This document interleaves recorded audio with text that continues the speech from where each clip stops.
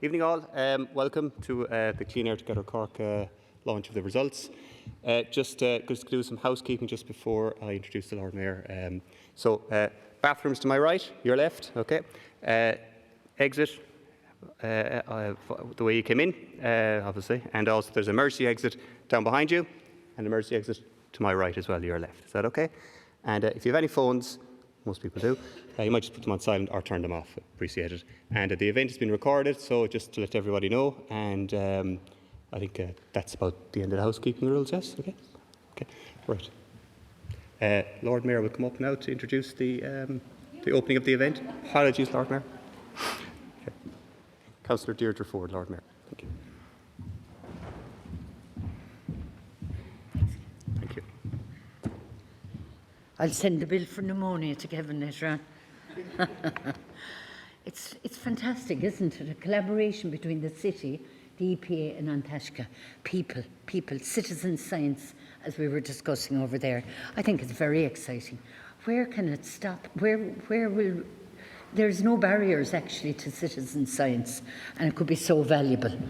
So let's formally begin the evening. Good evening, ladies and gentlemen, distinguished guests, and of course my colleague Councillor Dan Boyle is here.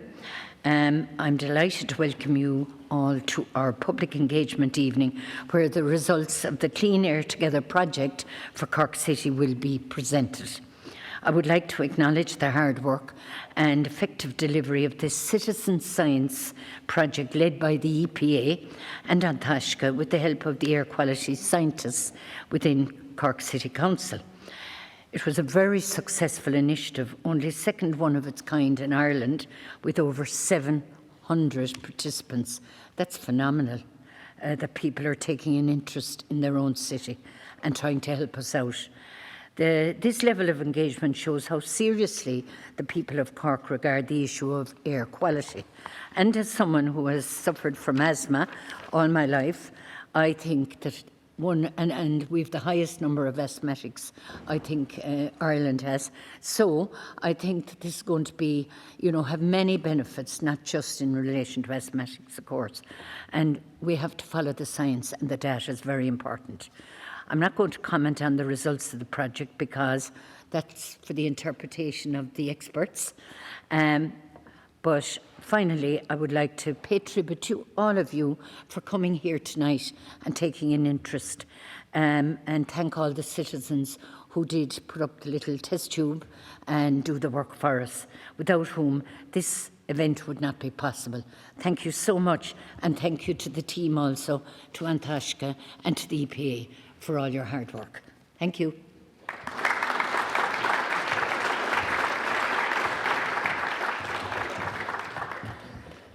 Now, thank you, Lord Mayor. My name is Micheál Lehane. I'm a director with the Environmental Protection Agency. So we're going to, I'm just going to chair for this session for the evening. And just to thank you, Lord Mayor, for your kind words and for the introduction to the evening, and for your time that you've taken as well to come here and talk to us.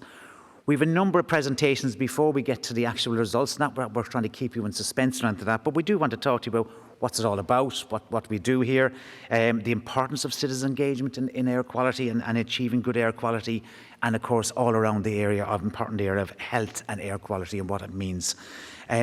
We also want to bring in around Cork City as well, and Cork City people talking about what will they use the data that you've collected? What will they use it for in their own in the city here?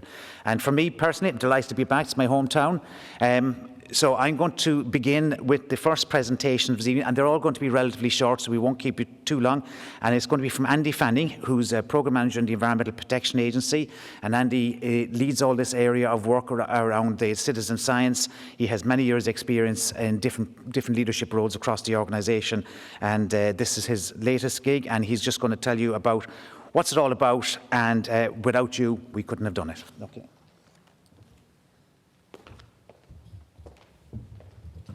Thanks, Micheál. Lovely to be here this evening, and thanks to the Lord Mayor, thanks to our colleagues in Cork City Council, An Taisce, and my own colleagues here in EPA who've done the work we're bringing here today. The bright lights shining on me remind me of being on stage on City Hall many years ago, and it's kind of funny, so I kind of think I should be doing a bit of song and dance in this one, but I won't. I'm here to tell you a little bit about the background of this. I'm not going to give you the results. Again, we're going to hold that little bit of suspense, but I'm just trying to bring you along the way. I've got a clicker, so hopefully I won't hold you too long. The Lord Mayor brought up this idea of citizen science. So we're all citizens, and in truth, we're all learning about how to deal with our environment, how to protect our own health, how to protect the health of the environment, and working together between people who are professional and spend their lives doing this and people who spend parts of their time doing this. We're all scientists developing new knowledge and new evidence that will help us to mitigate the impacts that we have on the environment and mitigate the impacts we have on our own health. So citizen scientists, yourselves especially, are people who have volunteered to help us to collect important data. You can observe it. Citizen science covers a wide swathe of measurements, some visual observations, some oral observations. Some people take all sorts of measurements. The bud burst on a branch, does that change over time? In this case, you are helping us to collect air quality data. And I suppose what we're finding is, as we try to address some of the problems that we face in the environmental sphere, we need information, we need data, we need insight.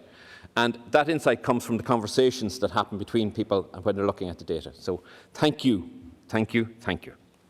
Now, from an EPA perspective, why are we into it? Because from an EPA perspective, we see it as a great way for us to have the conversation with yourselves, to have the conversation with people, so that it's not just us saying it, that you can also say it, and you have the knowledge to make your own informed views about it. So it helps us to achieve the goals of our organisation. We see the need for clean air, clean water, and so that we all live in sustainable ways and make choices that will help not to impact our environment more than we need to. As I say, it's an engagement, and it's this idea of a two-way conversation between EPA and other people, so we see it as a great way for doing that. But at the centre of a citizen science project is data. It is a piece of information that we didn't have before that can be used either by ourselves in EPA, by the City Council, by researchers, and by the people who've collected themselves to make choices around what should we do, how should we do it, so that when you're engaging with your council, that you might have a view with respect to something, it helps you to have that informed view. And it also helps us to learn about it as well. We've done this with Antashka, the Environmental Education Unit of Antashka, and we recognise the expertise they bring to this space, but it helps us to work with these organisations. So they bring their expertise, we bring our piece, your City Council brings it, and you bring your own part to it as well. So citizen science is this ongoing engagement between us all to have insight about our environment and how we might do something about it. Works for EPA. Hopefully this will work too. Now, so, as I say, you've helped us collect data. EPA collects data every day of the week, every year in the calendar. And we do this in relation to air quality. We have a large number of air quality sites where we measure a variety of parameters around air quality on a continuous basis that we report back to Europe, but we also provide back as public information. So that's our first, shameless plug. Airquality.ie, you'll get some of that information there. That might be of interest to yourselves. And it also gives you an idea. We do have an air quality health index, which also we use to inform people about, rather than have to know what the numbers actually mean exactly, you can get that general indication. Great data, great science, brilliant work by colleagues in EPA and others. But when you get down to it, we only have data for a certain number of sites. We only have this high, we can only put instruments in a certain number of places. And as you can see, in Cork, we have a number of sites there. The grey one is a new site that's coming online in the next little while, if not already. I'm sure my colleagues will be looking at me saying, no, it's already up and running. But what I'm saying is we have this small number of sites that we continue to monitor. But what you've done for us, working with Antashka, you've given us another 700 locations. You've given us data that is geographically diverse, covers virtually every part of the city centre and many of the suburbs of the city. And you've given us information around the air pollutant nitrogen dioxide, which is, as you all know, comes from traffic, from our cars and fires, the main issues with respect to air pollution in this country. So as you all know, you took up the invitation that we put out in front of yourselves. We issued the tubes out to yourselves, which you installed, left out for the measurement period, which is at the beginning to the end of October last year. And then you sent those back to ourselves, and they've been now analysed, and now the results are available. So having the results gives us this snapshot of air quality in the city at a certain period of time, at the back end, in the early part of the winter. And what it actually does, it gives us this broad geographical spread of information. Great response from yourselves. Again, 700 people within the city have taken their time and put their effort into this piece. We love some of the social media, some of the posts that we saw up there as well. And again, you're just letting your friends, your family know what's going on. And again, you have the opportunity to talk to many people that will never have that opportunity to talk to. Some fantastic pictures. I see there's one man that's there in the room tonight who features in two of the pictures. So Dean, I think that's you up there twice. But it's great to see it there. So we're delighted to have so many people eager to get involved, and it just shows people are beginning to understand the link between their health and their air quality that they breathe each day. Now, so what are we going to do with this data? What's its use going to be? So now we have this data in places that EPA will never be able to measure. It's going to help us to do air quality modelling for Cork City. EPA is working on a project at the moment to produce an air quality forecast. Not quite ready yet, but we will in the future be able to give an idea of what the air quality is now, but also give you a forecast for what the air quality is likely to be over the next 2 to 3 days. Watch this space. Hopefully by the end of this year we'll have all of that out and available to you. But it gives us that data that we can use to validate our maps for the Cork City. So when that data becomes available, when those forecasts become available, you'll know that the data you gave us has informed that, has given us a richer tapestry of data on which to base that piece of work. Cork City, of course, Cork City Council is here as well tonight, and David will be coming up after me. But again, it gives them a better information about some of the things they've already done. Have they been effective? Where else might we need to look? So I think it gives them that opportunity. And it's also for your use by yourself. So the data is not just be handed back to us. You can take it yourself and use it for your own purposes and say, well, maybe should I do something slightly different? Or maybe I should think about, that wonderful thing, I'm never on my bike, so I can't say to people, get on your bike. But, that opportunity that you may have in an urban setting to make some different choices around your actions as you move forward. So I suppose for us, your willingness to get involved in Clean Air Together has shown us that we can do this. It is a good way of getting scientific data that we would not be able to get otherwise. And you've shown us that it works, and it will work in the city, and it shows how well it works. We're learning from you, and you're learning from us, which is a great way to be. This two-way dialogue makes it much more valuable. And we're not finished with the cities of Ireland. So what we've learned from yourselves and we've learned from the previous project, we're going to bring it to Galway City. So Cork beat Galway out for this one, even though Galway did express interest to participate in this before. So we'll be moving on to them. And again, we'll have different pictures of different cities now, and we'll be able to look and compare and contrast as we go along. So my final slide is thank you for your time, thank you for your efforts, and thank you for giving us something that we couldn't have got otherwise, and hopefully we'll keep the conversation going. Thank you.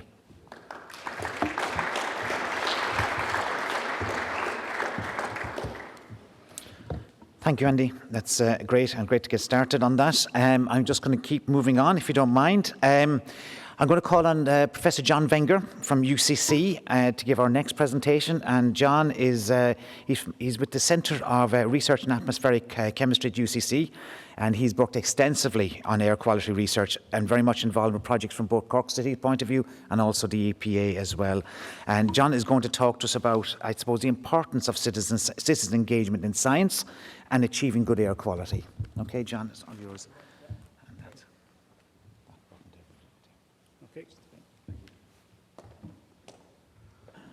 Okay, good evening everyone.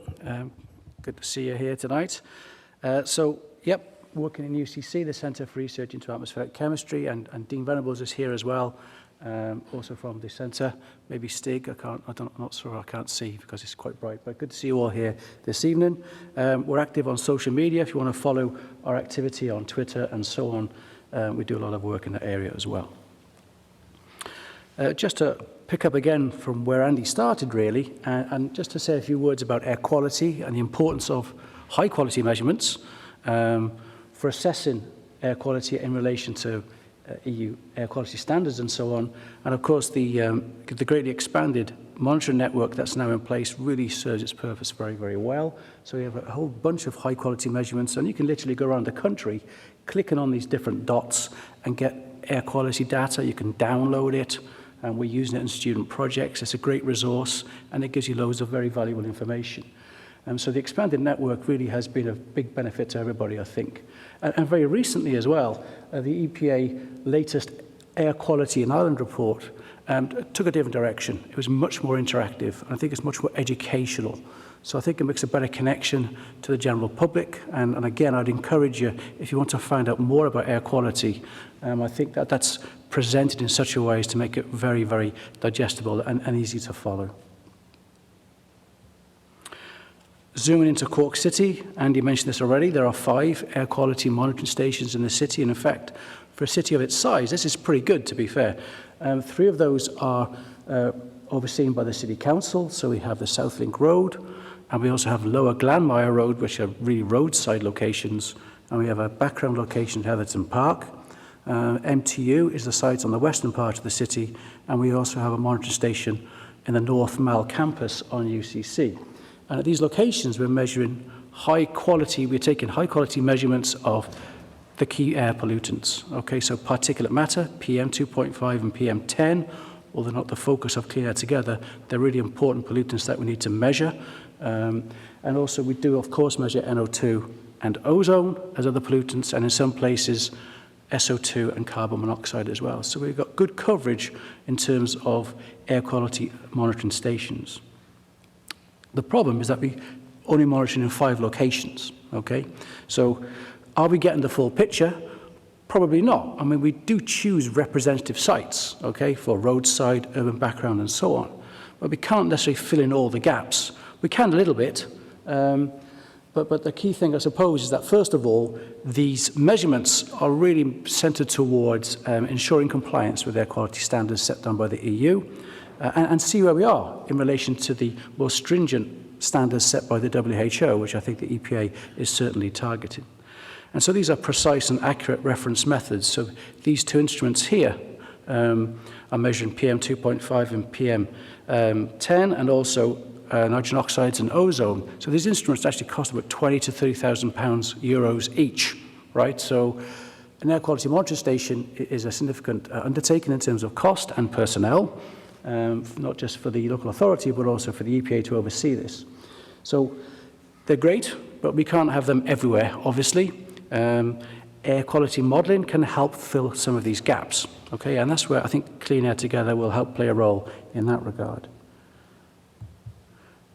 But we're also looking at other ways to fill the gaps as well. And we're looking at contributions from low-cost sensors. So over the last few years, low-cost sensors have entered the scene, and these are a range of technologies really that can be packed into a small device and at low cost, maybe a few €100 or something like that. They're not as good as the instruments that are used for compliance monitoring, all right, but they do give indicative values, and being low cost, you can use them in many places, okay? So you can distribute them around a city in a network, and you can generate a more detailed map of air quality, so they will have their use in a different way. And we see them as a way to supplement the air quality monitoring network that's run by the local authorities and the EPA. And so local authorities are using them, and they're also being used in citizen science and community level air quality monitoring projects. So I think they have joined the toolkit, as you can call it, for air quality scientists to understand better our sources of air pollution and the distribution of air pollution as well. An example of that is the monitoring network that we set up with Cork City Council here. Kevin Ryan really led this project, and we've installed a network of low-cost sensors around the city. These are measuring PM2.5, so it's the first air quality sensor network of its type. And it's designed to provide complementary information to the standard network. And as you can see, we're reaching out to many more locations here. You know, we can manage to cover the west, Ballincollig, but also towards the east in Glanmire, and also in Blackpool in the north side as well. So you get a better map of air pollution. And this is for PM 2.5, and you can access this data as well through the Cork City Air Quality Dashboard. And so you get some good values of PM2 concentrations across the city. We've also set up a monitoring network in Dungarvan. And so this is part of an EPA project called Life Emerald. And this is the project that Andy briefly mentioned, where we're looking at developing an air quality forecasting model for Ireland. And we've set up a network of sensors of about 30 different sensor types in the town of Dungarvan as a nice town representative of a coastal location. And in partnership with Waterford City and County Council, we've been up and running now for the last few months. And what this does, it gives us a nice network of sensors, mainly measuring PM 2.5, but some also measuring NO2. So we're working in this area as well. What about measuring NO2? Those low-cost sensors really focus in on measuring particulate matter, PM. NO2 remains the best low-cost method, the fusion tubes remain the best low-cost method for measuring NO2. And they've been used in Cork before, as it turns out. So the EPA, in collaboration with the City Council, did some monitoring in 2018 and 2019. Here's the data from 2019. You can see the measurement locations there, and you can see the concentrations on the colour scale, mainly, again, focused around the roads, okay? And these provide good estimate of longer-term average NO2 concentrations. They're low cost, and of course, they can be easily deployed, and naturally, they're going to be great for citizen science projects. So if we manage to take those 20 measurement locations and expand that to 700, then you have Clean Air Together, okay? But this is where we need the people to join, because obviously to set up 700 sensors around the city would take a long time, and obviously the citizen science approach is obviously a great way to do this. And obviously, if we deploy these at a massive scale, then we get a much more detailed map of the variation of NO2 across Cork City. So if you think about it, we're going from the EPA network of 5 measurement locations to a sensor network of maybe 15, 20, 30 locations. Clean Air Together, hundreds of locations. Okay, so we're really getting a much more detailed map. And the good thing about this is that the data obtained at the street level can be used to help validate air quality models at a much more granular level, so you can really nail down to the much smaller scale. The other benefits, they're not just scientific, okay? There are benefits for all stakeholders, really. We increase public knowledge and engagement with the topic of air quality. That's very important, I think, for those that want to bring about change. So that's really, really important. The next thing, I suppose, is that the results will inform the public about air quality in their area. So you're getting highly local information, which is very useful. And this could lead to behaviour change. So, for example, people might then wish to take fewer car journeys, etc. Or they might decide to choose a different route when walking to school or to work based upon the pollution maps. And of course, in the end, hopefully this improved stakeholder engagement will help to support a partnership-based approach to effecting policy change. So bringing people together to make the decision with all stakeholders at the table. So just want to finish by saying thanks. Thanks to the EPA and Tashka and Cork City Council, who played a very important role in putting this all together. Dean Venables, who was featured in almost every photograph, I think, Dean, was our leader, really, in UCC. And yeah, I'm looking forward to the results and the outcomes of it. Thanks very much. Thank you.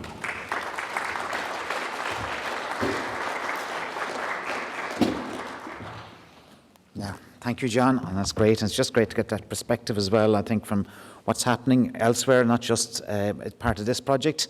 And we're just going to continue on the kind of that broadening of that theme as well. I'm going to have introduced Professor Patricia Carney from the HSE, and Patricia is a specialist registrar in public health medicine, as also a professor of epidemiology in UCC. And she is going to talk to us, I think, about that very important topic of what does it all mean for your health and the environment and air quality and so on. So, Patricia, you're very welcome.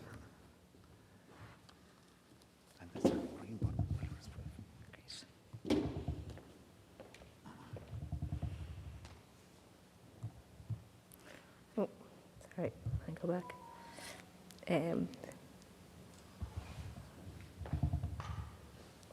Great. Good evening, everyone, and thanks for the invitation. As well as being an epidemiologist, a public health doctor, I'm also a citizen scientist. I was one of the 700 people who participated in the project, and I'm, like you, really excited about hearing about the results. I'm afraid now which green button I'm pressing. There we go. I don't have a photograph. I was actually looking through my photos on my camera, and I was trying to find one of me to prove that I had taken one with the little tubes that we were sent out. But what I did find was a photograph of myself a year, a month and a day ago, actually here in the City Hall. It was the last time that I was in City Hall, and I was here for a booster vaccination. And I suppose, and I'm not going to talk at all about COVID this evening, but I think one of the things that we've really learned, if we weren't already very aware of it, was the role that what we breathe, the environment that we're in, has on our health, and the things that we can do to impact on that. So, you know, our lives start with our first breath and they end with our last. Over the course of our lifetime, we will breathe in about 240 million litres of air. And so there's potential there for that air to have a huge effect on our health. And that's what I'm going to talk about in a little bit over the next just few minutes. So if we look at this globally, we know that air pollution is the 5th leading cause of premature death. Bringing it to here more specifically in Ireland, we can attribute approximately 1,300 deaths, premature deaths per year to air pollution. Now, deaths is something that's, you know, I know, again, over the past few years, we talk on the television about the number of deaths. Deaths is a really crude measure of the effect of something on health. It's sort of something that we can all relate to, but it's usually the tip of the iceberg, or in air pollution, we look at this kind of pyramid of effects. So the air, obviously, we're all breathing air, we're all exposed to the air that we breathe. It can have that sort of tip effect in terms of actually having the most catastrophic effect in terms of reducing somebody's life expectancy, but it can also have all sorts of other knock-on health effects in terms of causing disease, increase in hospitalizations, attendance at the GP, and so we have this kind of societal impact. And we know, for example, in Ireland that the excess cost attributable to air pollution is approximately 2 billion per year. So what the sources, and I'm not going to speak, this isn't my area of expertise at all, and we have so many people here from the EPA who I'm sure can speak more eloquently on this. And I noticed that this infographic is actually in the handout that you have been distributed, and it really just summarises very nicely the major air pollutants that we're exposed to potentially here in Cork, as well as elsewhere in the country. And then I suppose importantly, the sources of those pollutants, which I suppose understanding the sources is then the step towards thinking about how we can live our lives differently to impact on those and change the air that we're breathing. So in terms of the health effects, I know that we heard the Lord Mayor speak to asthma, and certainly lung effects. Of course, you know, the air enters in through our lungs. What you see there is an image of a lovely pink healthy lung on one side and then a diseased lung on the other.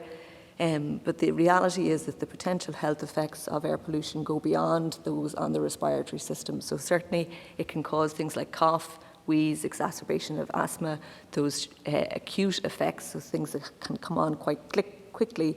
But the reality is that when we breathe air in, and some of the particulate matter that was mentioned earlier, these are really super tiny. So not only can they get in through your lungs, they can actually get through the lungs then into your bloodstream and persist there over time. And so have long-term effects, for example, on the cardiovascular system and causing things like heart attacks. And the other thing I suppose to be think about is, of course, we're breathing air throughout our lives, and so the negative health impacts of air pollution can impact us right throughout our life. The data that we have is clearest, I suppose, about things like long-term health effects on lung disease, like chronic obstructive pulmonary disease, on lung cancer, but there's also emerging evidence on negative health effects, such as causing low birth weight in infants, and we can see these effects really, I suppose, throughout the life course. One of the things I did want to mention, like so many things, air pollution affects us all, but it does have a disproportionate effect on vulnerable groups and those more vulnerable people in our society. And so we need to be particularly aware of the negative health effects, for example, on older people and those with pre-existing disease, as well as those who may not be able to escape from those negative health effects in terms of the air. I think there was mention made about the WHO air quality guidelines, and I think some of the colour coding that is used on the maps relates to these as well. So these basically are evidence-based guidelines that have been developed to try and provide an indicator of the standards that should be reached and should not be exceeded for the air that we breathe. And I suppose one of the things that you'll be seeing in the next slide, a slide that you've already seen before, we've seen maps of Ireland with lots of green circles on it, because we do primarily breathe very healthy air. But I think it's important to recognise that this isn't just a local issue. Of course, the local issue is very important, but air pollution is a huge global threat. And internationally, a large proportion, most people in the world, are living in areas where the WHO air quality guidelines are not being met. So this is the image that I mentioned that you've already seen twice, and I had gone onto the website myself as well. And you can see there that, you know, it's great to see all those green circles, but as it was mentioned, I'm an epidemiologist, and I used to joke that before the pandemic, people would say to me, "Oh, hair, you know, or skin." Hairdressers would say to me, "Do you work with your skin?" And of course, now everybody knows what an epidemiologist is. And so I'm really interested in the association between a particular exposure and a disease. The disease side of it tends to be kind of more easy to measure, in that we have well-known international classification of disease and criteria, but the exposure can be that bit trickier. And for example, here, if we're talking about air quality, and we saw those 4 dots, and Cork is actually fairly well described, they're huge, potentially variable areas. And so I'm really excited about the idea of being able to understand that exposure much better with the kind of data that we're going to have available to us as a result of this project. And so I suppose I wouldn't be able to finish up without using the opportunity to think about what we can do, not only at an individual level, but also at a population level, because I suppose that's what we're really interested in public health, is thinking about the sort of system level changes that can be introduced to try and address some of this outdoor air pollution. And so we really need the policies, we need investments. I already talked about the cost to society of air pollution, which allows us to live differently. So thinking about things like cleaner transport, more energy efficient homes. I am somebody who cycles everywhere, and my bike is around the side, so I can say to you all, hop on your bikes. And I suppose as, if not more importantly, speak to those who are in the position to put in the cycle lanes and allow something like cycling or walking be a safe option for us all. So thank you.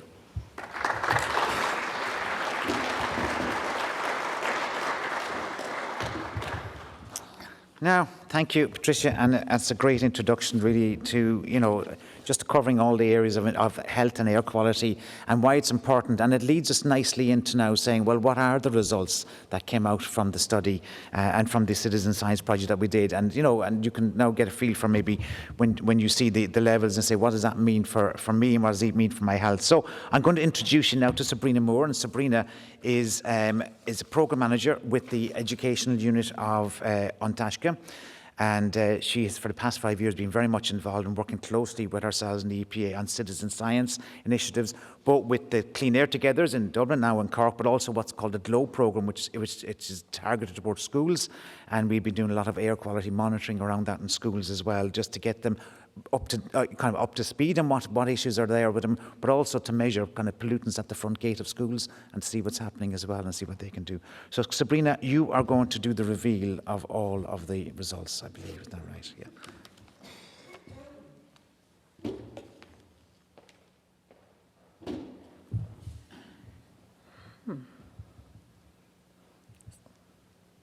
Okay. Ooh. Okay, good evening, everyone. Great to have you here. Thanks for your participation, but also for coming. It's really nice to see some of the faces. I met some of you when we were launching the project, and most of you I haven't met before, but it's really great to see the people behind the project. So my name is Sabrina Moore. As mentioned, I was managing the project, but there was a whole team taking care of all aspects of the project. So just a quick recap, and then I'll jump into the results. So just to recap that we got 700 measurements back thanks to your measurements. Those measurements were part of a citizen science project called Clean Air Together in Cork.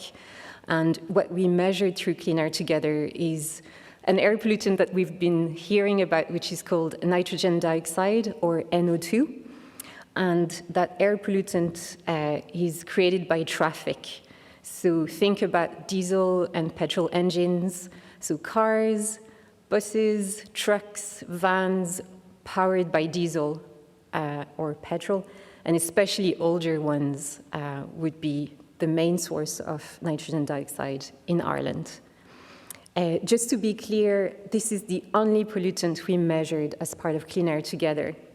As you could see on some of the previous presentations, there are other pollutants. I think one that many people are concerned about is particulate matter, or PM. But just to put it in plain language, the main source of that pollutant are fires, so chimneys, stoves, the burning of solid fuel, and that we did not measure as part of Clean Air Together. And the reason being that this would have required a completely different set of equipment. And yeah, we didn't do it this time around, but so we only measured NO2. Before I show you the results, it's important to go back to that scale, and those colors are used to present your results. So when we talk about temperature, we all get an idea of what is warm, what is cold. When you hear about a new concept like NO2, it is sometimes hard to know, okay, it's you got a number back, but what does it mean? And that scale, we try to make it as simple as possible, but as you can see, the dark blue at the bottom, it's really the lowest concentration of NO2, the 0 to 10. And as you move up to light blue, yellow, etc., you have more of that air pollutant. Then, to give you a sense, so a few people mentioned the World Health Organization. We've all become very familiar with that name, the WHO, since COVID. And that organization shares recommendations about air pollution as well, because it has impacts on human health. So in 2021, they revised down their recommendation for most air pollutants, including NO2. And they went from a recommendation that dated back from 2005, they went down from 40 micrograms per cubic meters to 10. So really aiming for that dark blue, that 0 to 10 is their recommendation. They recognize that for many cities in the world, this is a real challenge. So they recommend that steps are taken towards that. The EU, by contrast, has a guideline of up to 40 micrograms, so 4 times more. And this may seem surprising. It isn't completely because they're still, I suppose, taking their lead from the previous WHO recommendations. So there is a time lag, and that time lag, is, I suppose, a reflection of how the EU works. The EU member states at the moment are in discussion to see what the new guidelines will be. And it's very likely that they will be revised down to reflect more what the WHO is recommending. Not to forget that when we're at the EU level, we're more into the political, we have to negotiate compromise, but really when we think about health, the WHO is the reference. So I suppose the EPA and Antashka would support a move towards the WHO standard, the dark blue. So when we look at the map, there is a background, but like here, we're really zooming out, looking at all the results. So you can see, you can't see, but where most of the dots are, that's Cork City, and then there are the outer suburbs and some also towns. And as you can see, there is a lot of blue, which is a really good news for Cork. Especially, so a lot of dark blue can be found, especially on the outer suburbs and areas such as Glenmire, Donnybrook and Grange, Ballincollig, or Tower, Blarney. They have like predominant dark blue. And then as you zoom in towards the city center, there is still dark blue at the periphery, but you start to see some light blue, so you move to higher levels, and then some yellow and orange. But to put things in perspective, out of all of our measurements, so the 700 measurements, there were less than 10% that were in the yellow and orange. Now, it will probably be no surprise to you, you know Cork much better than me, that those higher levels were found in highly trafficked areas. So to give you a few examples, McCurtain Street, Leitrim Street, and Carroll's Quay, and also along some of the national roads, so Lower Glenmire, Commons, and South Link Road were among those with higher levels. So, yeah, it is. This slide is just to say it's quite common to have higher levels of air pollutant in cities in Ireland, and the reason being, so the first one I gave you, the higher the traffic levels are, the higher the NO2. Then the kind of profile of a street can influence the fact that air pollution will linger. So when you have a densely built area, maybe narrower streets with buildings on each side, for example, air pollution will tend to stay there and build up. Also, traffic junctions, at traffic junctions, air pollution tends to accumulate. So all those characteristics are, quite common in city centers.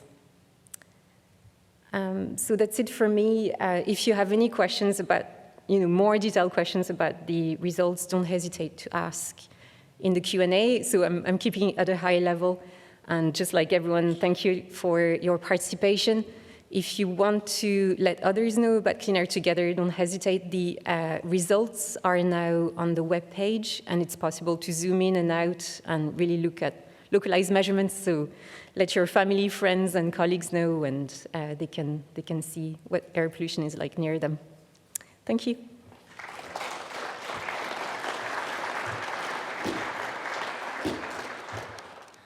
Yeah, and thank you, Sabrina. And just to say that, I mean, they're on the website, so you can zoom in and zoom out. You can put your, you can zoom into your own local area, put your postcode in, and so on, and you can get there.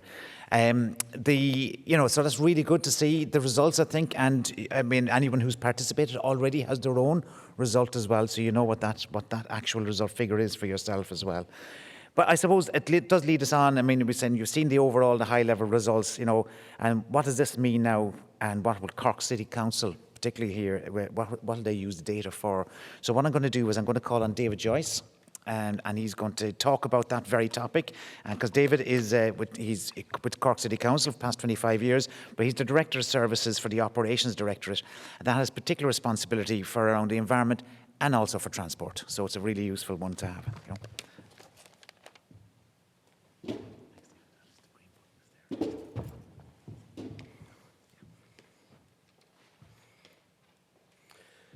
So, as Michal said, David Joyce from Cork City Council. One of the joys of going last is everybody said everything you were going to say already, so I'm going to try and put it in the context of Cork City. I think up to now we've kind of had a global context or a national context. So I suppose the context I'm going to put it into, and there's copies of the presentation or of the strategy available, is Cork City Council's air quality strategy. We were the first local authority to launch one. We launched it in 2021, in July 2021. And really, you've heard a lot tonight about data and basing decisions on data, right? And this is very, very important to Cork City Council, and this is what we want to use projects like this to deliver on our air quality strategy and to inform the 69 actions, in fact, actions and objectives within that document. So I'm not going to read through them because I'm going to go through them individually. I'm going to kind of hopefully try and explain how under each of the 7 themes within that document we're going to use this type of data, but also some of the other data, and how this can link into other data sets that have already been mentioned that we're already capturing within the City Council. And it's already been mentioned, air quality to a certain extent, it's a bit nebulous, you can't see it. I'm also in charge of litter and waste management of the City Council. It's very easy to see something that's dumped at the side of the road, a fridge, a black plastic bag. People can see it. It's easy to understand the quantum of the issue and have it reported and maybe addressed. It's much more difficult to understand air quality. You can't see it, right? You can't walk out and point at particulate matter or at NO2 when we were outside this building. So something like this citizen science project, getting 700 people in this city involved and interested in air quality, is fabulous from the City Council's perspective. It's getting people talking and interested in air quality, talking about what are the causes, what can we all do collectively. You'll see some examples later of what we can all do collectively to address the air quality issues that are perceived around the city. So it's all about developing public awareness, getting people talking about air quality, and then talking about what we can do to improve that air quality. Schools have been mentioned already. I know the EPA are doing a lot of work with schools. We're looking to do an awful lot more work with schools in the city.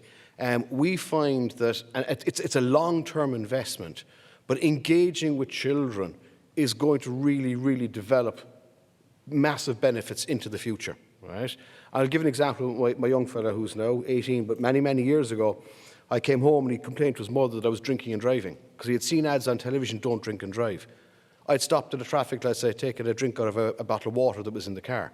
He didn't know what alcohol was, but he knew you don't drink and drive. So starting young in primary school and moving on then through secondary school, but starting in primary school is critical to get the children interested in understanding this topic. So we intend working with schools as well. And one of the actions out of our clean air strategy is a citywide clean air day, and we're working towards that. This is a 4 or 5 year strategy, so it's one of the ones we hope to deliver before the end of the strategy. It's already been mentioned earlier by John in relation to some of the other monitoring that we're doing. So we're already monitoring PM 2.5. John's already mentioned the website there. We worked very, very well with UCC on that particular project.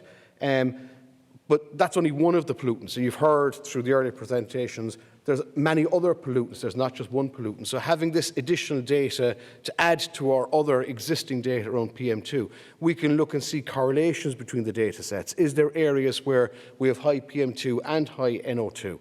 And why then, looking into why is that? Or why do we have high NO2 in a location and not PM2.5? What are the local factors?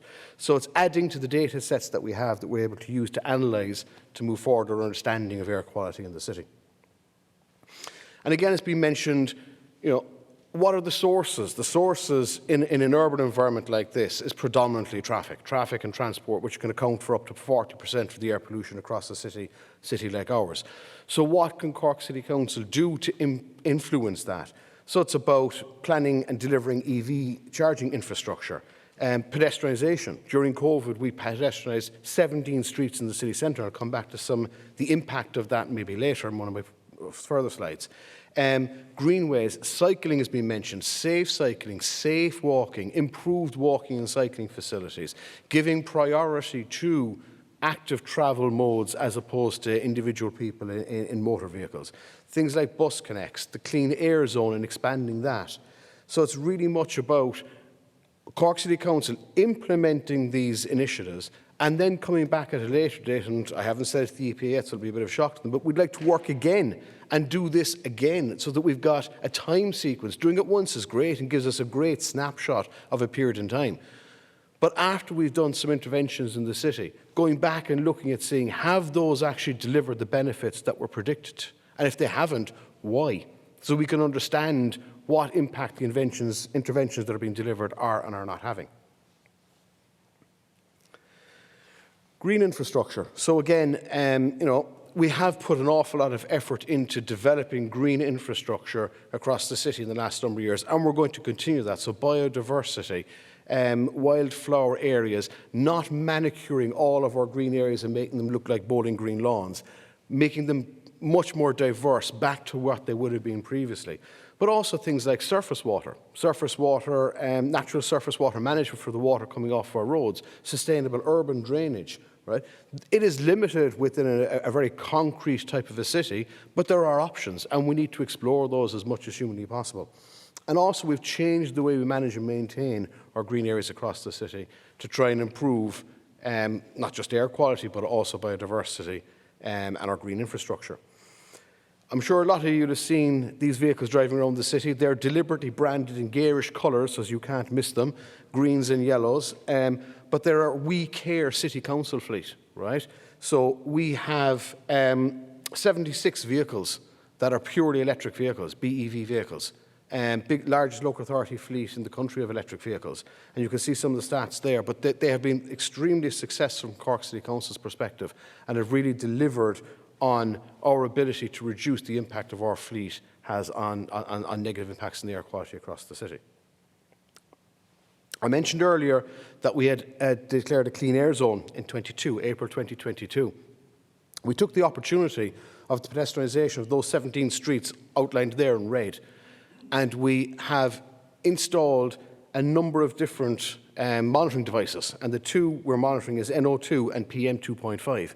And what we want to understand is the three monitors on the edge of that area, so on Patrick Street at the top, Grand Parade on the left and South Mall on the south, how do they compare to the two monitors within inside the clean air zone? And we're gathering that data present, and we hopefully will in the future make that data available on our dashboard along with the other data that we already have there.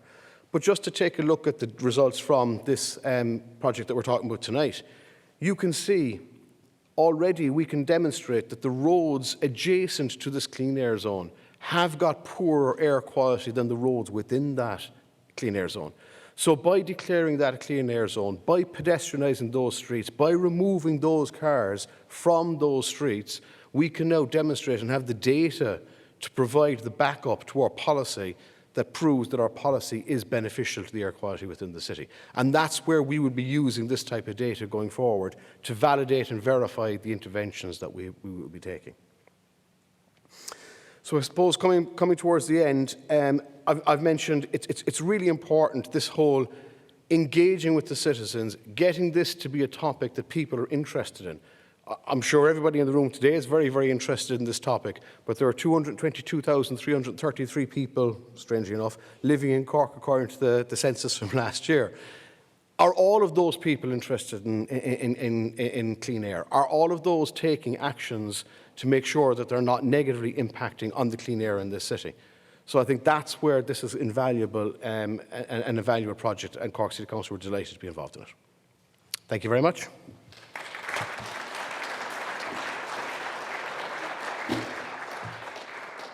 And thank you, David. And I fully agree. I think doing a citizen science project is a great way of getting that information.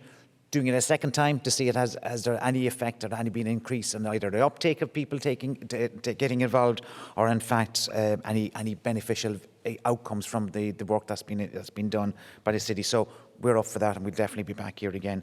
Absolutely, you know. Now, that's kind of I suppose all the presentations done, and you've been very patient, and thank you for doing that. But we just did want to kind of get through a number of those ones over the past while, just to give you the feel and the full picture. What I'm going to do now is we have a number of chairs set out here, as you can see. We're going to have a Q&A and a panel discussion. So I'm going to invite back on a couple of people, first of all, who you've heard already. That's Sabrina Moore, who we've talked already, and Professor Patricia Kearney. She's going to come up to us as well, and a few other people as well. We're going to have Pat Kenny, who is, I can't see Pat. Oh, there he is. It is very bright up here, actually. Yeah. Pat Kenny. And Pat is the air quality manager in the EPA, so he leads the air quality team, and he's an air quality expert. And I'm going to also bring up Dr. Martita Casino, and she is an environmental psychologist at University College Cork, and she has a particular expertise in environmental attitudes and behaviours and community-engaged research around, I suppose, interactions and person interactions and improving air quality and I suppose behavioural change and so on. So we are very welcome, and we have one more person as well then, and that is Kevin Ryan, who is going to join us as well from Cork City Council. And Kevin has spent the past, he's 22 years with Cork City Council, an executive scientist involved in air quality, waste management and nature-based solutions and that. So we have that panel. I'm going to sit there as well, and but I may move because I may not be able to see you. I'll just see what it's like down there. So we will take questions, but as Kevin's making his way up, I'm going to throw I'm just going to open it up and throw a question at Kevin first, as you're here, Kevin. And I suppose you've seen the results, Kevin, from where you are at the moment there. From your perspective, how has air quality changed in Cork City over the years? I suppose one of the biggest impacts, I suppose, on air quality, and it's really been the ban on smoky fuels. That is one of the highest impacts when you think about there's no smog in the city anymore. If there is, it's very, very small amount. It's ditto with Dublin. Dublin was covered in smog in the 80s, so Cork had a similar episodes of smog in the 80s and maybe into the early 90s. That's one of the biggest. Now, again, that was particulate matter, which is not NO2, but when you get smog with the PM particulate matter with your NO2 combinations, then you really have some serious health effects on your lungs, your breathing system, etc. So that's one of the biggest effects. But also, I suppose, more recently, we've seen the last five years or so, especially, I suppose, since the various the pandemic, etc. that we had in the last number of years, pedestrianisation has really taken hold, and I think David's slide there has shown the effects of the tubes that were put around the city, and specifically within the city centre zone, in our clean air zone we call it, and a lot of the other, there's two or three other pedestrian priority zones as well. They also reflect the bluer shades, the lower nitrogen dioxide levels. So by simply taking traffic out of the streets, for limited periods, they're not all 100% pedestrianised. So you have to allow commerce in the mornings for deliveries, etc. But that I suppose the results are in the numbers as per the colour zones that we saw. So I think pedestrianisation, the lower smoke fuels, obviously, and I think the enhancement there's a huge enhancement of our cycleways across the city as well. You can actually traverse east-west now relatively with ease on the bicycle. For instance, I live in the east side of the city, the southeast side by Ballinlough direction. I can actually cycle with my kids all the way out west beyond UCC to Fitzgerald's Park on cycle lanes. So if you build it, they will come, and you will use them as well. So I think the cyclists really are impact. For those who can live within the city, who are living within the city centre area, you can cycle from A to B safely. I think that's one of the real impacts. Thank you. I am going to stand up because I can't see the back of the room. The lights are very bright. So I'm just going to initially throw it out to the audience, and if anyone has any particular question, I do see your hand. You might just, if you wish to give us your name and just a question. And if I can ask anyone who is giving a question just to make it short and sweet, so the more we get through, we have a fantastic panel, and therefore we have loads of questions that we can ask them. Yes. Good evening. Thank you very much for the presentation. I really enjoyed everybody's presentation. And Patricia, I'm a physician as well. I'm a cardiologist. I'm actually the National Clinical Lead for Heart Attack Audit in Ireland. So I find this data very interesting. and I was one of the 700 citizen scientists who collected data for the study. I just had two questions and one comment. Firstly, we see a seasonal variation in heart attack, which is one of the chronic diseases that affects most adults in the Western world. We see more heart attacks in winter months and less in the summer months. And one of the theories behind that we think may be related to air pollution and environmental conditions. And I just wondered, are you going to sample at other times of the year going forward, because the biggest spike in heart attack rates tend to be in January and February and a fall off in the summer months.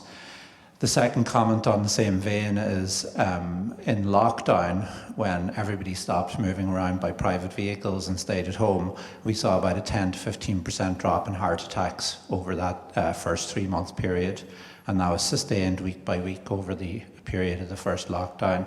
So I think it's interesting to see the data on NO2. It'd be interesting to see the correlation with particulate matter as well. And I wonder if sampling at other times of the year might give more fruitful information. The second question then, on a scientific vein, is Cork has a particular issue with radon gas, and I wonder if the EPA were going to look at correlations between particulates and NO2 air pollution with radon gas levels across the city, to see whether there may be a multiplication effect in terms of risk for lung cancers and other cancer-related illnesses. Okay. And then the final comment, just, is with regard to policy interventions. As somebody who cycles in the city and is directly affected with the Bus Connects plan, I hope that the policymakers will take on board the fact that we need to reallocate road space away from private vehicles and towards active transport and public transport, rather than insisting on continuing to widen roads through Cork City. Thank you. Thank you. Great. Okay. We've a couple of questions there. I'm going to give one to the panel immediately, and maybe Pat, to yourself, I might give the first one, which is about the monitoring, right? So there's a monitoring, I suppose, that went on in the citizen science, but I suppose as monitoring goes on, and do you see the seasonal variations? What do you see and what comes up and so on? Yeah. No, we certainly do see that seasonal variation. Again, there are those 5 monitoring stations that are up there, and just to say that one grey dot is actually MTU, and that's down for reasons that I think we all know quite well at the moment. Unfortunately, there's data and communication issues that are there that we hope will be resolved as soon as possible. So when we monitor throughout the year, what we really do see is we see a huge increase in PM2.5 and NO2 in the winter time. As we go through into the autumn, we go through the winter, we go into the spring, we see the peak starting to rise and rise and rise. It generally hits its peak in about December and January, and then starts to slowly tail off as we go through the spring.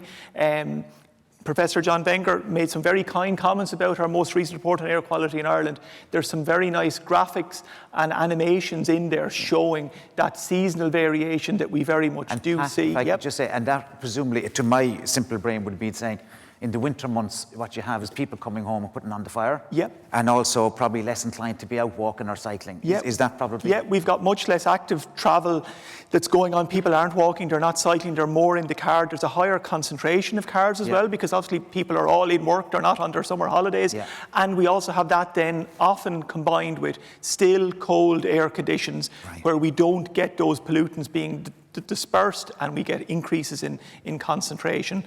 So yeah, that's on various, our most recent annual report, and the report for the year before that also had some graphics in there. I'm very happy after this to talk through this with you. If I might just say one more thing, there's also some research done by our colleagues in the HSE. Dr. Keithy and Quintine took a look in Dublin, comparing air quality monitoring data with health outcomes and health impacts, and he did see correlations from that point in time over COVID, where traffic levels very much fell off, and we saw decreases, or he saw decreases in the health impacts in looking at the health data. So that's also a published paper. So again, very happy to talk about that afterwards.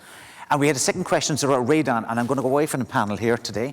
And we have actually the person who handed you the microphone is David Fenton, who is our radon expert. And David, you are going to actually, I think you might be the best person to actually answer that question for us.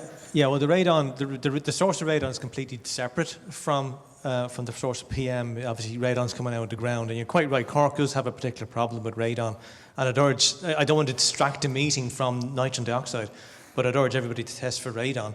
But there wouldn't be a test and remediate if you have high levels of radon. But there wouldn't be a synergy that we've seen between PM and radon. The sources are completely separate. And it's radon is a chemically inert gas, naturally occurring, that's linked to lung cancer and lung cancer only. Where nitrogen dioxide is obviously produced by the mechanism that's been mentioned elsewhere. But go to radon.ie, you'll find out more about radon. And that also has an interactive map. You can see where you were in relation to high radon areas. Thank you. Yeah, thank you. Okay.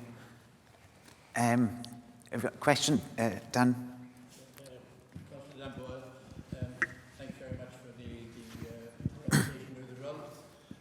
Oh, sorry, we could get to the microphone, I beg your pardon. Sorry. I'm not able to bellow loud enough, obviously. In relation to the results, there's no exceedances of the EU limits, but these are artificially high and they will be lowered in a fairly short time. And the 10% figure for the yellow and orange readings is relatively small. Do we have a percentage figure for the light blue, which is an exceedance of the WHO level, and looks about 2/3, maybe 70%, and maybe that figure could be provided? And in terms of measuring pollutants from car traffic in general, we know that what comes out of the exhaust pipe is a main element, but it's not the only element. And car traffic itself, in terms of wear and tear of rubber tyres and the like, is also something that needs to be measured and can be quite significant as air pollutants. How can we measure these distinct from chimney fires and the like, and how are we going to correlate that information and collate it in the first instance? Yeah, perfect. Okay, thank you, Councillor. Sabrina, would you like to take the first part there, which is about the percentage? Sure, exactly. I can take the first part. So looking at the 700 measurements, nearly 60% were in the dark blue. So the rest, 40%, were in the 40%. You had around 10% that were in the yellow and orange, and I suppose 30% that was light blue. So yeah, 40% above the WHO. Again, we looked at 1 month. The month of October, the guidelines or recommendations are an average over the year. So you'd have to have continuous monitoring to know what it was like over the year. But it's still, you get an indication. There are contrasts depending where you are in the city. And that's an annual average, of course, you're looking at, yeah. Okay. And Pat, just maybe you might be best to talk about the monitoring. PM. Yeah, on PM, you're perfectly correct. There's more than just NO2 coming out of a car and being generated by a car.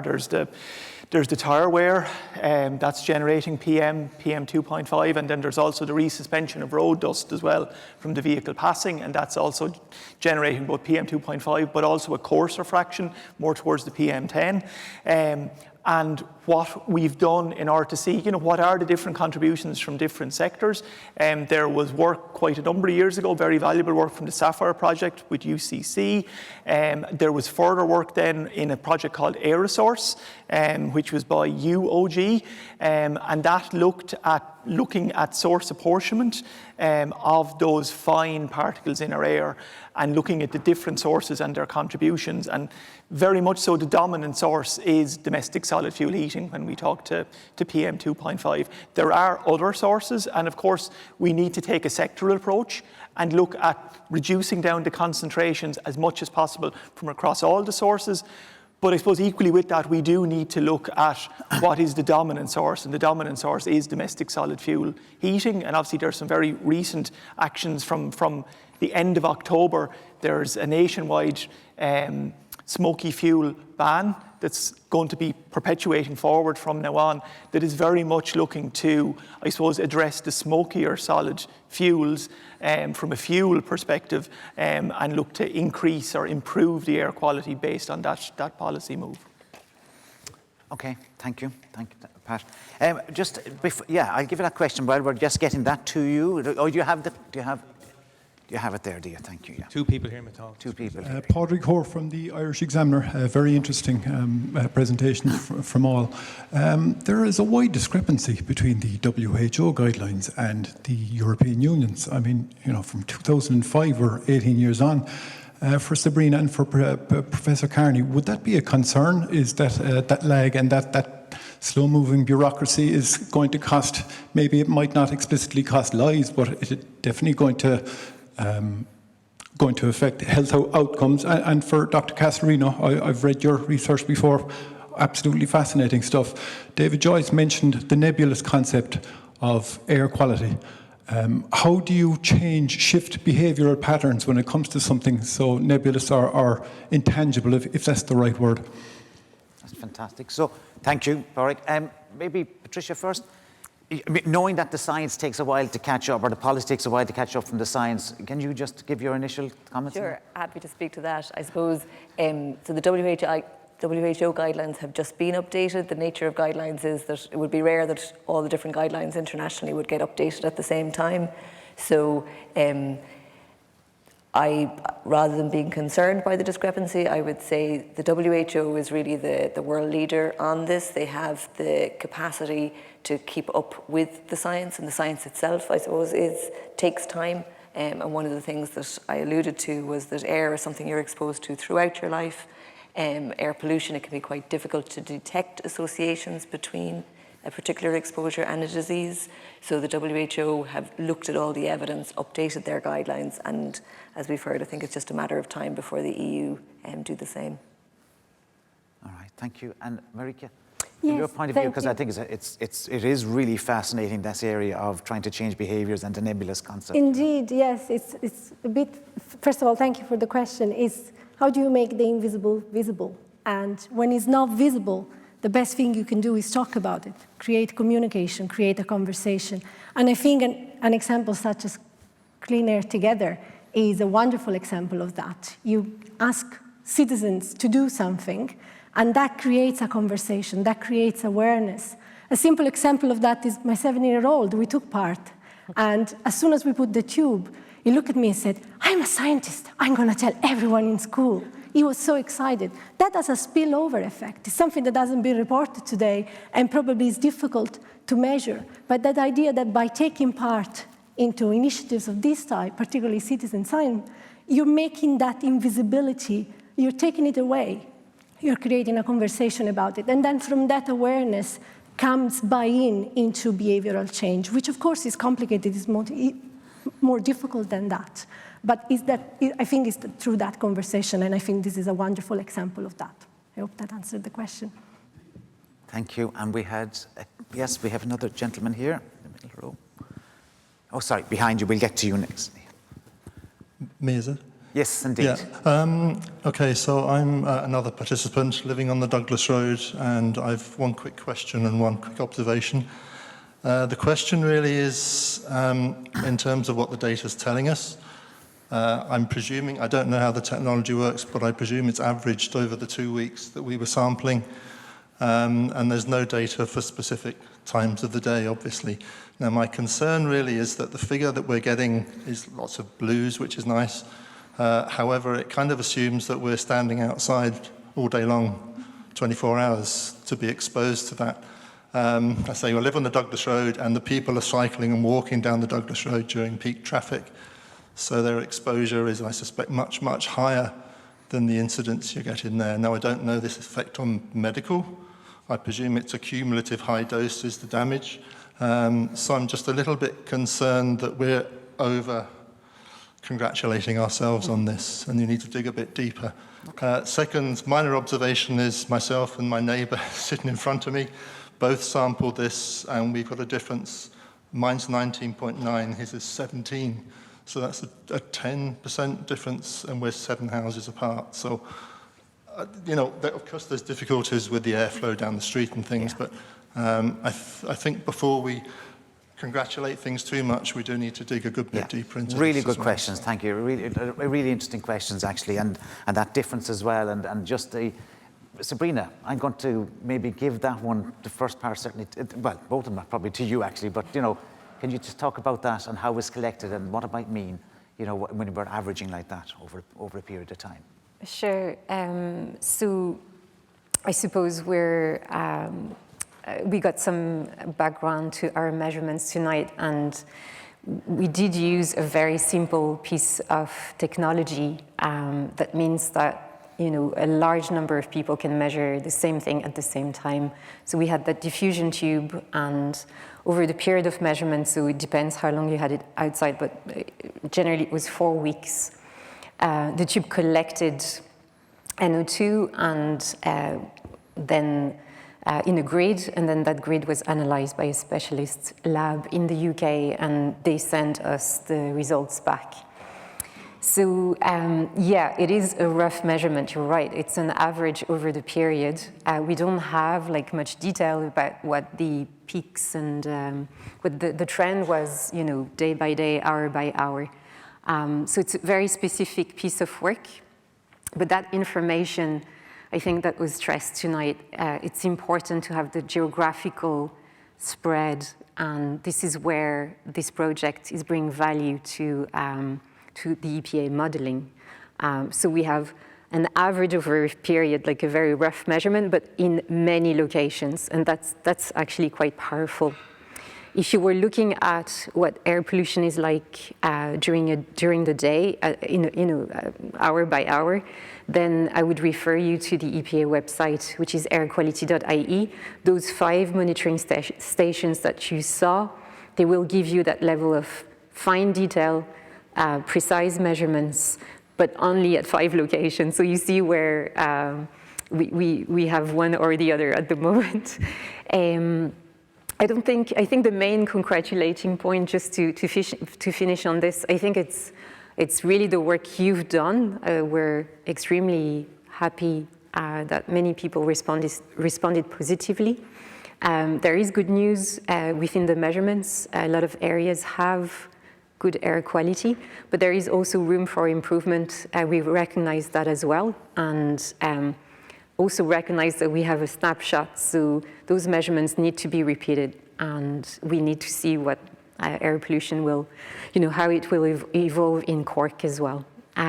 In terms of the difference... No, I was just going to suggest maybe, Patricia, just a little comment from you, because it was the health bit was brought up as well about people maybe cycling down versus people maybe living there. You know, what would you, from your with your health hat on, how would you distinguish? Well,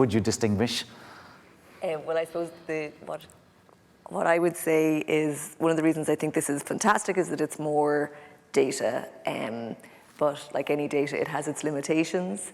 And we talk about the kind of signal to noise ratio, and clearly one of the noise here is that it's gathered over, it's an average over a month, and that's not ideal. But you know, one of the things as scientists that we need to do is kind of work with the data that's available to us, try and be aware of those limitations, absolutely, when you're interpreting it. And I suppose going back to the earlier question about the WHO and the European guidelines, this takes time because it is really difficult. It's difficult to measure, and it's difficult to figure out if there's associations between these exposures and diseases. And so that's why it does take quite a lot of time, and why it's so fantastic that this event has happened and all this data is being collected in this way. Yeah. And one final bit, Pat, the variation. Yeah, I was hoping you'd ask me that question, yes. Because yeah, this technique obviously doesn't give real-time information. It is an average over time, but it is a fairly robust piece of small kit, albeit. But NO2 as a gas is quite short-lived as it travels over distance. So I know you were saying your tube is on your house and your neighbour is seven doors down. Depending on where that tube got placed at the 2 different houses, and depending on the distance that your houses, if they're, I mean, I don't know what your houses and your front gardens look like, but depending on how the distance from the curb and from where that NO2 is actually being generated, that could potentially present the answer, because meters of a distance will see a fall off from where the raw NO2 was actually produced. Equally, the relative heights that the tube was placed at on the house, and again, I don't have information on where your tube was actually placed. Equally, the road layout, like obviously if your 7 houses are all completely in a row and they're all completely along the road, then I'd be interested in having a conversation with you. But if there is a curve and the curb is wider, for instance, where your neighbour's house is versus your house, that all can explain this, because it is actually, for all its limitations, it is actually a fairly robust, though reasonably inexpensive piece of testing. Yeah, and I suppose what we've seen maybe on the Clean Air Together in Dublin is that if you had a garden, or if you were fronting onto a road with no garden, you know, the levels were higher. If you were if you're the garden, actually the levels are lower because of that, because it dries off, you know. Yeah. Very Or if there were distances or if there were changes in the topography between the houses, like all of this places an impact on both the travel of the gas, which is what it is, from where it's being generated from the motorised vehicles heading towards the sample point. So again, I'm happy to talk to you about the placement of the tubes, because I'd be interested in how that variation might have occurred. Yeah, thank you, Pat. And look, we have a very, very patient gentleman here who wants to have a question. My name is Martin Dorgan, and I've been one of the participants in the group as well. And it's a fantastic opportunity to, for pollution in Cork, to do something about it. And the 700 sent all over the city are, I think, really gave some bit of a measure, a decent measure. But I'm thinking of another type of a consistent measure, and that would be public lighting, to put low-cost monitors on public lighting to evaluate. They're very consistent within the city to give us some real measure of pollution that is in the city. It's done in cities in other parts of the world on traffic lights. Why not they be done here to improve our quality of air measurement in one respect? I live in the northeast of the city, and it's quite a strange part of the city because you can't cycle there too much. It's all hills in comparison to the south side. Air pollution is quite important to me. I walk a lot, and I'd like to see more off-walking areas for people rather than in where there are roads, because I'm walking past roads all the time, and the pollution is pretty strong in my estimation, and the speeding is pretty much in urban areas in Cork cars are faster than what they should be, and they should be penalised for that or slow down somewhat. So my point is that I'd like to see more and more air pollution monitoring on the basis that we can see what's happening there. Okay, that's very good. I might give that to Kevin, and I suppose maybe it links to your air quality strategy, Kevin.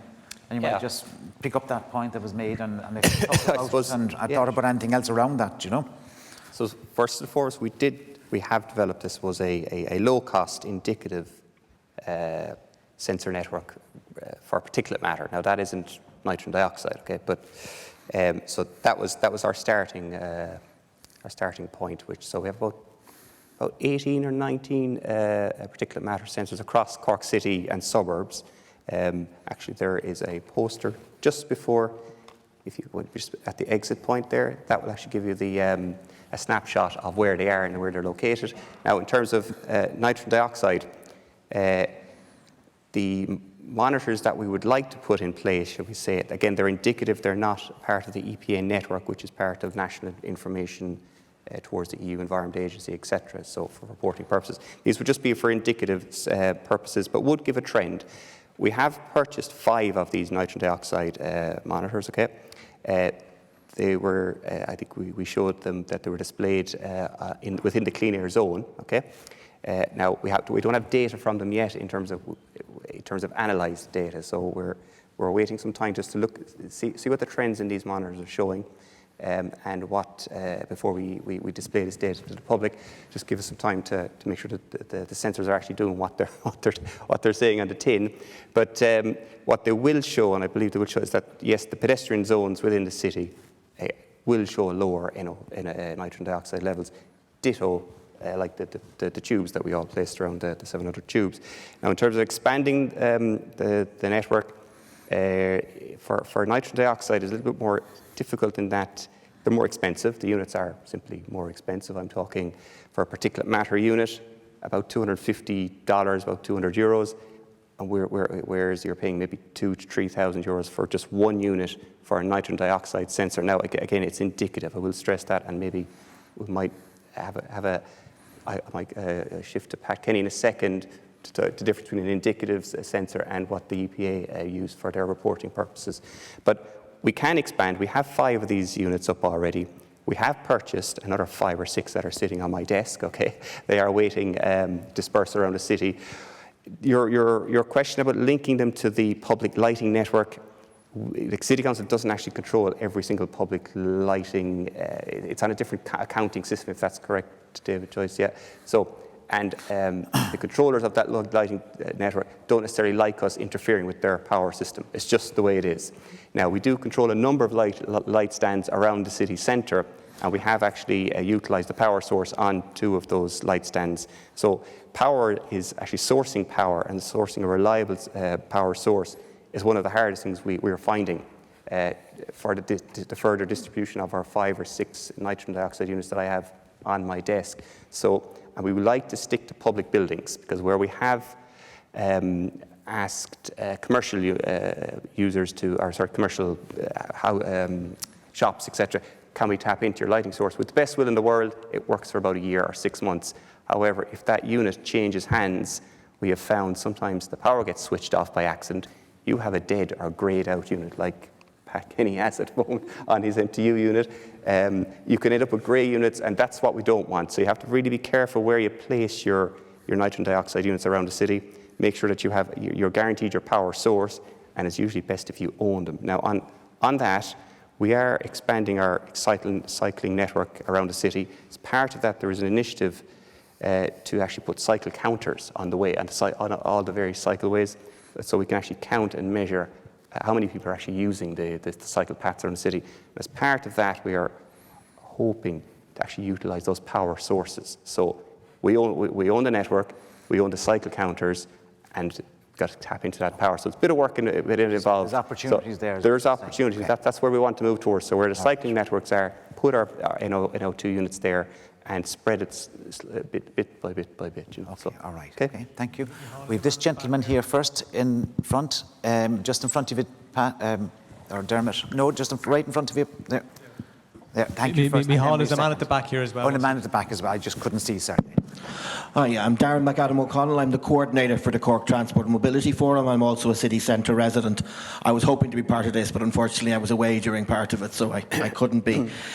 Looking at all those greens out in the suburbs and the not-so-greens that we see in the city centre, I'm just a little bit worried that, you know, a couple of things is that there's the kind of the impression being given out that the air might be healthier for suburbanites and less healthy for people who live in the city centre. And that's probably not the case because, you know, if you live in the city centre, you tend not to drive.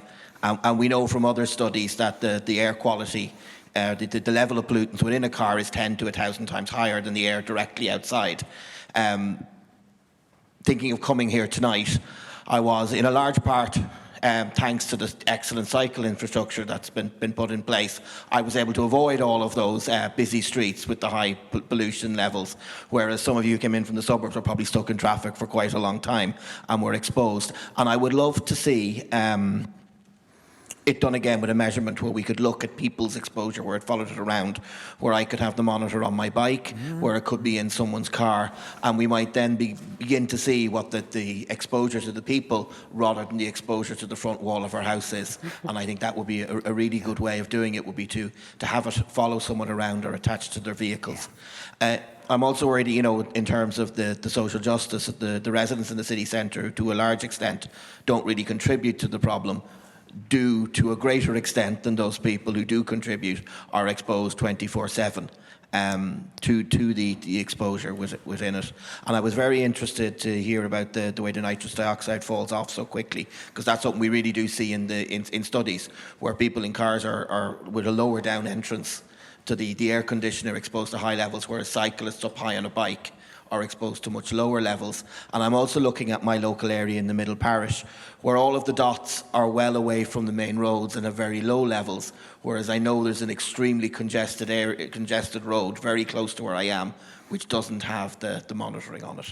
Yeah, no, that's a really interesting point. And I think, just to take rather than throwing it into the panel there, what we're seeing is technology is moving on, and sensors moving on and getting better, and they're getting smaller, and they'll be able to use more. I think it's a really good idea.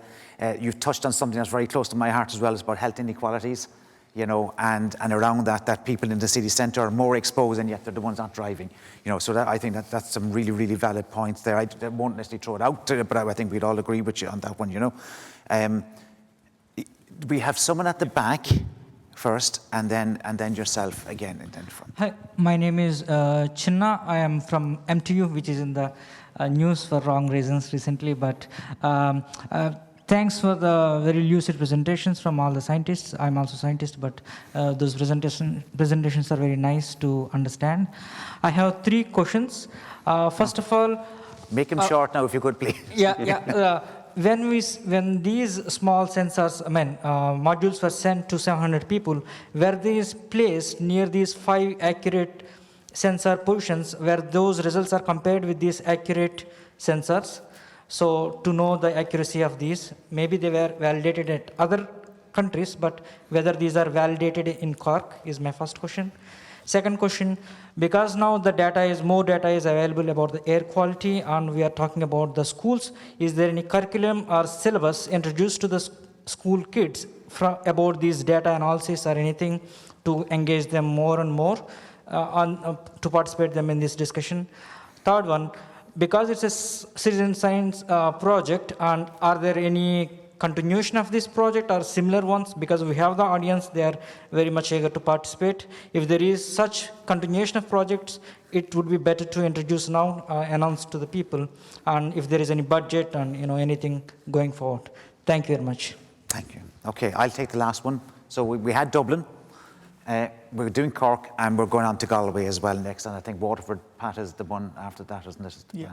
As well. So we're trying to just do the major cities, so there will be different projects, but certainly later on this year will be Galway. We'll be kicking off exactly the same way, First question, maybe Pat, around sensor placement? Yeah, they were co-located with the reference level instruments to enable us to generate the data that was presented out tonight. So yeah, it's part of the data management and the data presentation that they're co-located with the reference level. Just to get it. Yeah, and also make sure and there's blanks taken as well, clearly, to also allow the correct calculation of this data in line with set methods for handling these type of devices. As I say, these are a very robust, very well understood, very cheap, very small piece of equipment that provides a particular type of information, and all this data was handled in line with well understood international ways of collating and dealing with this data. Thank you, Pat.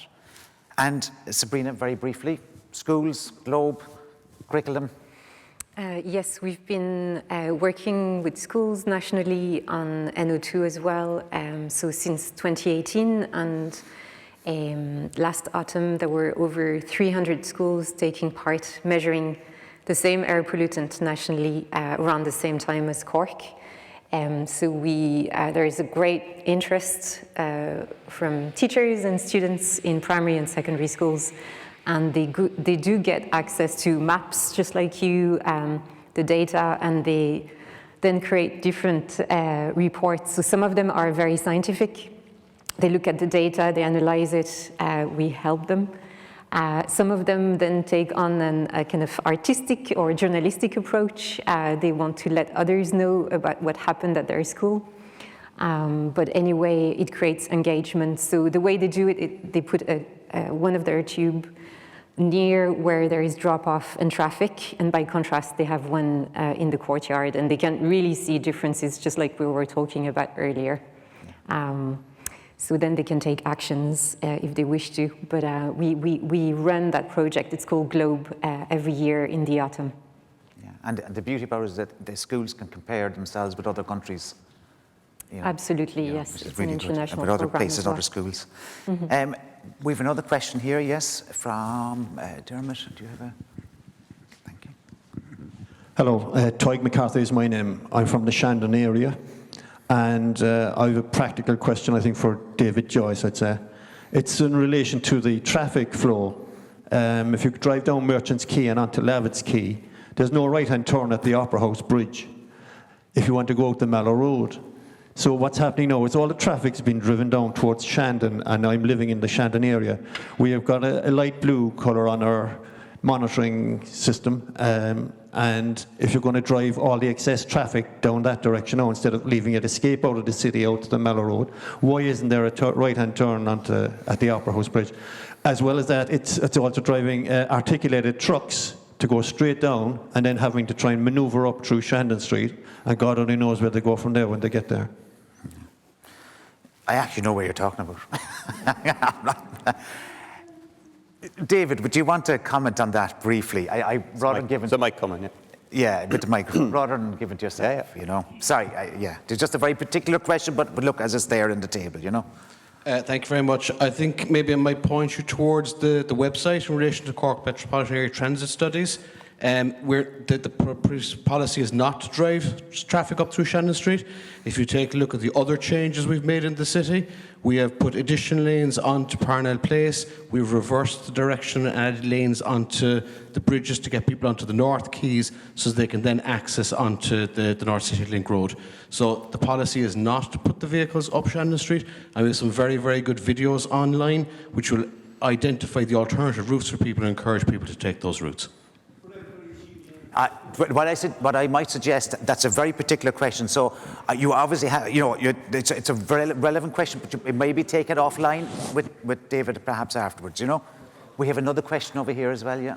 Hi, yes, I'm Dean Venables from UCC, and I work with John and Marika and Kevin. We're having a great deal of fun thinking about NO2 and various pollutants and how to adjust behavior so that people are less exposed to pollutants.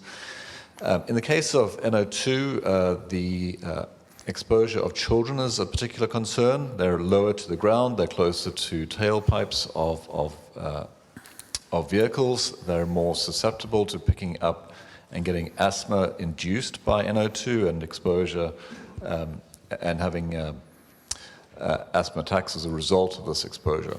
So the school environment is particularly vital in this regard.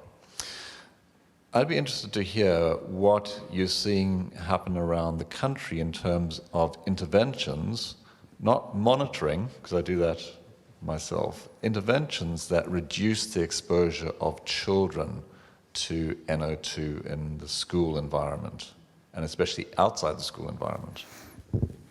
Grand. Well, we could probably talk about the schools that we have an involvement with through the GLOBE programme, but maybe Pat and or Sabrina might like to say anything that they've seen from a practical level, what schools have done and taken, you know. Yeah, I'm aware of a project that was run in Malahide, in North County Dublin, where they looked at, I think it was called School Streets, where they looked at limiting vehicular access outside school effectively. So they looked to encourage active modes of transport, the walking, the cycling, the walking trains that hopefully we're all familiar with, where you get groups of parents together and they all take turns in walking a group of kids to the schools, and using all of that to then not have as many vehicles going to school or actually not going outside the schools at all.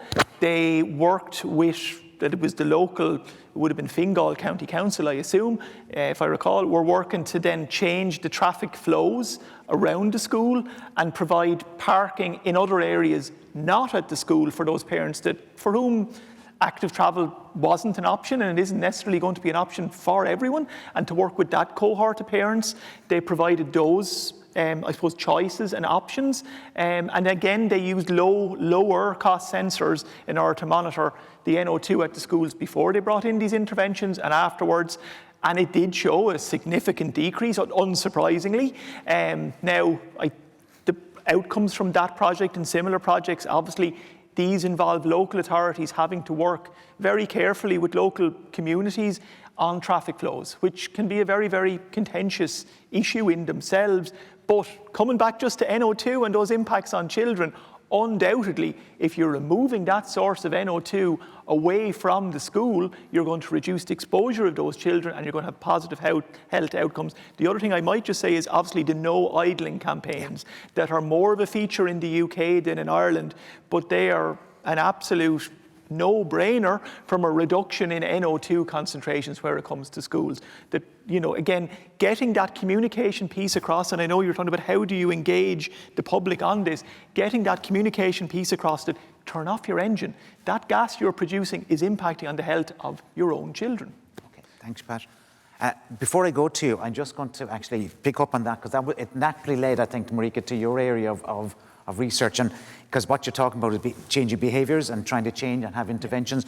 You know, you're doing a lot of research in this area. What are the barriers, what are the enablers you're seeing that work or that you have to overcome? Yes, so I can speak based on what we have kind of found in Cork, with our research in Cork. And when I say we, I mean Dean and myself. Dean has been the most mentioned man this evening, Dean Venables. So we kind of ask people in relation to air quality outside school and also more in general in the city, what are the barriers? What are the enablers for you?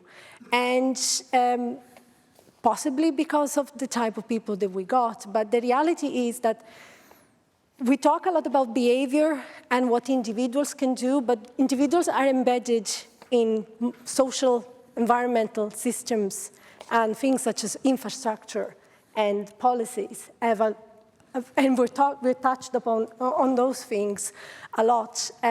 So those things are real. Those, for example, infrastructural barriers are real, and they might be difficult. They might limit a person's ability to see the solution, to actually start.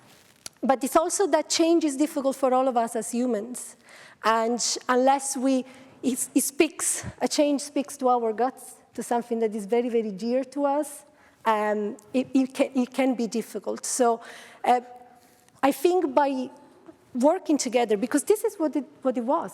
Clean Air Together is working together to know more about NO2. You raise that awareness, and you may make people more aware of opportunities, of the small little things that can be done to make changes that might not be too big, that might not be enormous, which will be difficult, but can make an impact.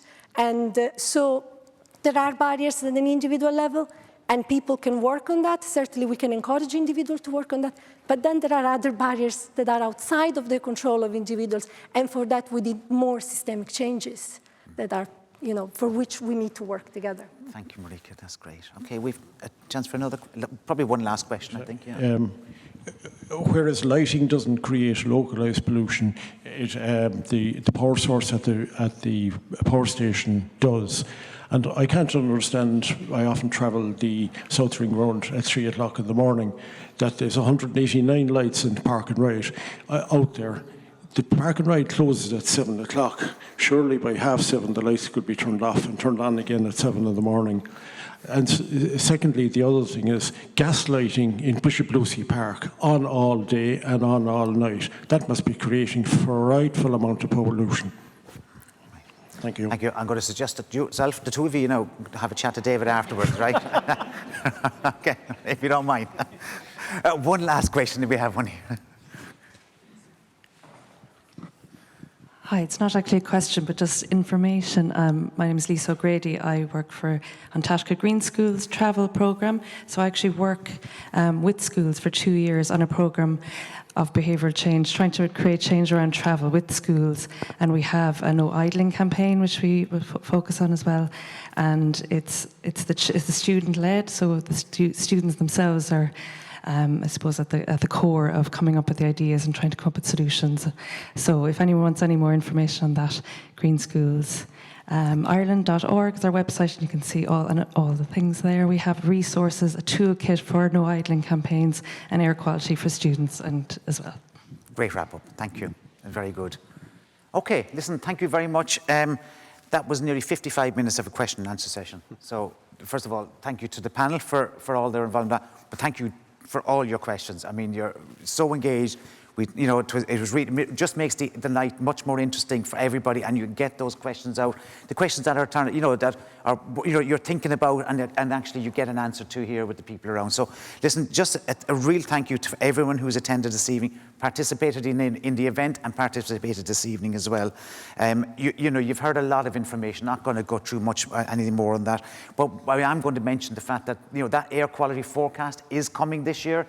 That we should have a 3-day forecast for Cork City and for Dublin and other places, of course.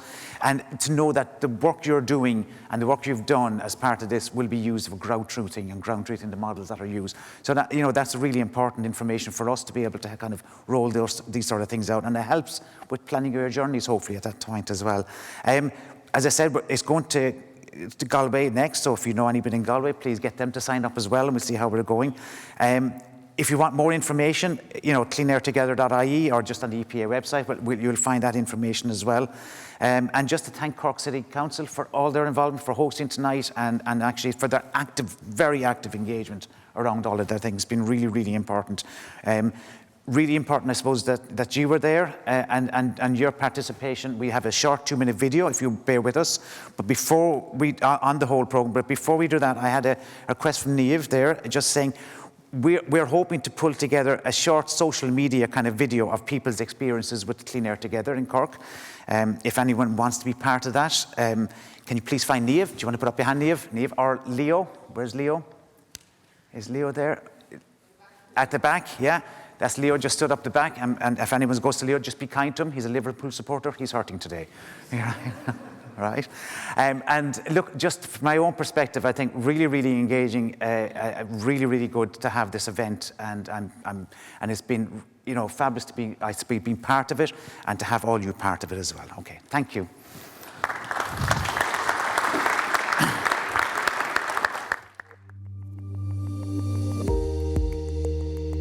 Following the success of Clean Air Together in Dublin, the project moved to Cork City next. In October 2022, over 700 people in Cork City measured nitrogen dioxide levels in their area as part of our citizen science project called Clean Air Together. Nitrogen dioxide, or NO2, is an air pollutant that mainly comes from traffic. NO2 has negative impacts on everyone's health, and it is worse for children and people with pre-existing conditions like asthma. And some people are more exposed to higher levels of NO2 just because of where they live or work. Many residents of Cork City heard about the Clean Air Together project. They applied to find out what NO2 levels were like near them. Once selected, participants installed a measurement tube outside their property for 4 weeks. Clean Air Together gives us a snapshot of what NO2 pollution was like in Cork City in October 2022. The highest NO2 levels were found along national roads, such as Lower Glanmire Road, the N20 and the South Link Road. By contrast, areas away from traffic, particularly the outer suburbs, registered much lower levels of NO2. And as for the data, this will be used to validate the EPA's air quality forecast modelling. So, just like getting weather forecasts, one can get air pollution forecasts across Ireland. Most of the participants were interested to see lower NO2 levels outside their properties. Participants learned that their driving routine was affecting people living along busy roads. So they, like us, now have an opportunity to make some changes.